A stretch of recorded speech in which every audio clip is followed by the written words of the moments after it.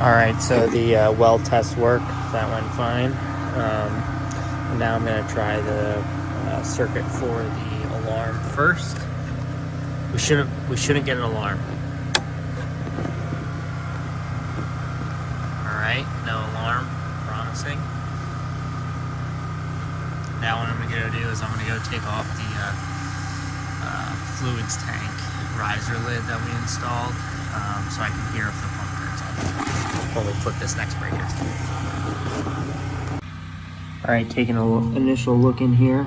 It doesn't look like much more water was able to get back in since last time. So I doubt that the emergency or the float for the pump will activate the pump, but we'll give it a try just in case, and then we'll test the alarm float. Alright, so flipping the breaker for the septic effluent pump. Yeah, I didn't hear anything turn on, so my guess is that's just the fact that the pump should be having it go off. So I'm going to take a stick now and see if I can activate both the alarm and the septic pump. Alright, so here's our septic stick. Let's try the regular pump float. Well, I made a pretty sizable mistake the other night when wiring things up. Let me show you guys here. So I had even labeled for myself, this is the wire for the pump, this is going to be the one for the alarm. However, and I even went as far as to cut off the prior wiring when we originally tested the pump, so I'd remember it's the white wire. Well, when I wired it up, this is supposed to be going to the pump, which is supposed to be the white wire, which in reality I wired to the alarm, and I wired the alarm to the pump wire. And then when I went over to the liquids tank and used my nifty shepherd's hook stick here to lift up the float, the generator almost stalled itself. And I'm like, that's kind of odd. And I did it again, only for a brief moment, a second. And again, it almost, the generator almost stalled out, which I'm like, why? What is drawing so much current? Well, effectively, I was just trying to have the generator pump as much electricity into the alarm as possible, which is completely incorrect. So now I'm going to fix that. So basically what I have to do is I got to switch this P1 for the pump with number 3, switch to those, and then I have to switch to neutral. So I got to switch this neutral with this neutral. The grounds are already in the same position, so once I do that, everything should work properly. Also, none of the breakers tripped, either here or on the generator. Didn't seem like I did any permanent damage. I may have burned out the emergency float. We'll see in a second. All right, rewired things back up, and make sure all my connections are tight. There we go. And relabel the wires. So now start the generator up, let it do its warm-up cycle for 5 minutes, and then we'll test out the alarm float, see if we burned it out, or see if it works. Alright, so I got the extension cords hooked up to the generator. Let the generator do its 5-minute exercise. And first thing I'll do is flip on just the alarm. See, nothing. Okay, good. Alright, so that's still working. So let me go use my stick now. One thing I'll do is wear rubber gloves, leather gloves as well. I have a non-insulating stick, obviously, but I'm going to put leather gloves on in case, for whatever reason, there's some sort of short. Alright, so I got my leather gloves here. a stick with a little hook on the end to grab the emergency float with.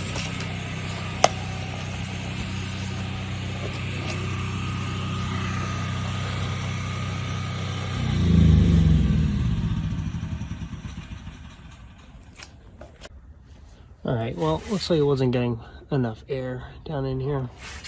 I've actually utilized its carbon monoxide shutoff. So what I'm going to do is I'm going to turn off the fuel. Fuel is off. Put the choke in the start position again, and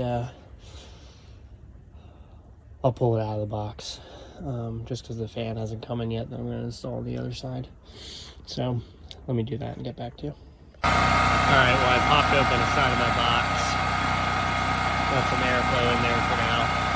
I'll have that all modified by tomorrow. But let it run for a second, do another startup cycle, and then try again. Alright, here we go. Flip the alarm. Okay. Let's give that a try.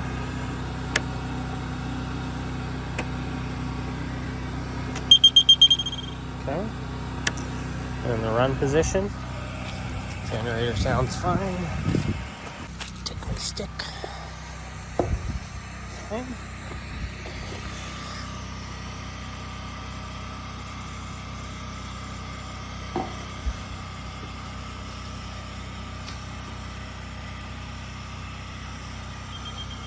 Hey! You guys see and hear that? Awesome. Wow, so happy I didn't fry that. I did think about what was basically happening when I wired it backwards, and what I think occurred, correct me if this is wrong, for the sake of an analogy, it's probably mercury inside of there that when you flip it up, completes the circuit, which allows the detector to go off. What probably happened is, if we pretend that's a light bulb with a mercury switch in it to complete the circuit, basically I allowed the generator to supply that thing with as much amperage as it was able to supply instantaneously for about 1 second before I let it go when I had it wired backwards. And I checked all the wiring to see if there was any, if anything had burned or not, but I think I had a thick enough gauge, since I went with 12 gauge, that it was able to take the amperage that 5500 watt generator was able to put out for half a second before I let it go, when I heard it almost stall right away when I lifted it up. So that's great. Now let's test the sump pump as well. All right, so this would be for the pump.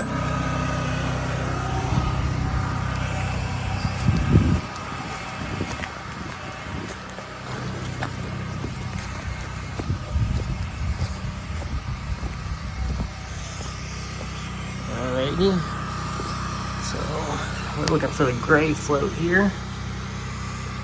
There we are. And I'll hear the generator. Just I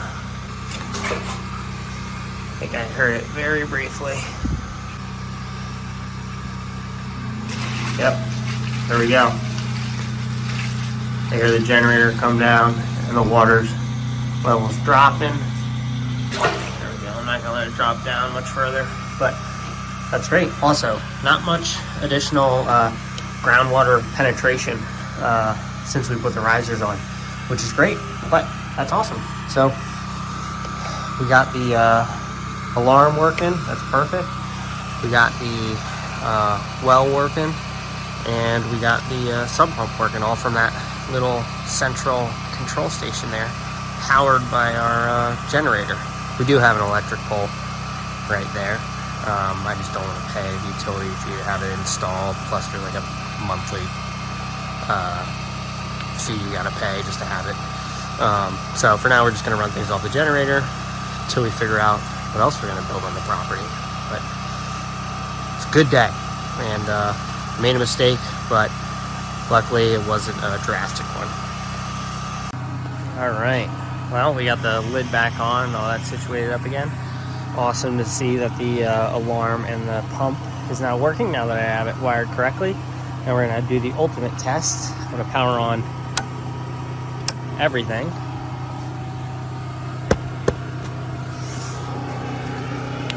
Let's see.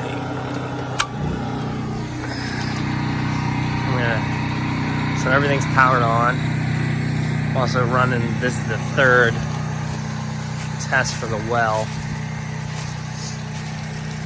Water's still pretty rusty looking, but that looks better. That actually looks pretty promising. The aquifer is functioning based off the current depth of the well, though, which is awesome. It fills up probably, I'd say, within an hour. So I'd say the well's probably 50-80 feet deep. When I draw it down, it probably takes about 20 minutes to suck all that water out of it and pump it out onto the ground here. And then it takes, oh wow, you can see that. It then takes about an hour for that 50-80 feet to be filled back up by the water that's running underground beneath the property. But for a brief moment there, we had nice color water. This is not so nice color. I mean, the pipe is super rusty on the inside. But yeah, so I'll let you know when it starts running clear. But as of right now, we got drinking water, for water to be used eventually for drinking once filtered, or at least until I shock the well and it starts running clear. We got a working septic system. We got the septic mound. We got power with our predator generator. We got our electronic controls in a central location for both the well and the septic system. So now if we had a little shack with a fireplace and a small little bathroom, we could